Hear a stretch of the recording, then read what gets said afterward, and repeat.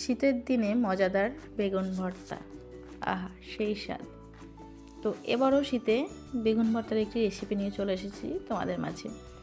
বেগুনটা সর্ষের তেল মাখিয়ে একটু চামচ দিয়ে ছিদ্র করে দিয়েছি। তার সাথে একটা টমেটো সেম প্রসেসে তৈরি করে নিয়েছি। এরপরে ওভেনে একটা তাওয়া বসিয়ে দিয়ে তার উপরে বেগুন এবং টমেটোটা ভালো করে পুড়িয়ে নেব।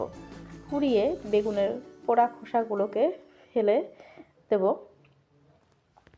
এরপরে এখানে কুচিয়ে নিয়েছি পেঁয়াজ, কাঁচা লঙ্কা এবং ধনেপাতা। সমস্ত উপকরণগুলো নুনের সাথে বা লবণের সাথে ভালো করে মিক্স করে নেব। মিক্স করে নেওয়ার পরে দিয়ে দেবো খানিকটা সর্ষের তেল। সর্ষের তেল না দিলে কিন্তু এই ভর্তা খাওয়ার মজাটাই আসবে না। সর্ষের তেলের যে ঝাঁজ, এটা ভর্তাটার স্বাদটাকে দ্বিগুণ বাড়িয়ে দেয়। তাই একটু সর্ষের তেল দিয়ে ভালো করে পেঁয়াজ, কাঁচা লঙ্কা এবং ধনেপাতাটাকে চটকে নেব।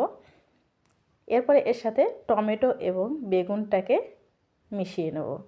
খুব ভালো করে হাতে করে মাখিয়ে নেব। এটা চামচ দিয়ে মাখালে ততটা কিন্তু স্বাদ আসে না, যতটা স্বাদ আমরা হাতে মাখালে পাই। তো এইভাবে বেগুন ভর্তা দিয়ে দারুণ লাগে।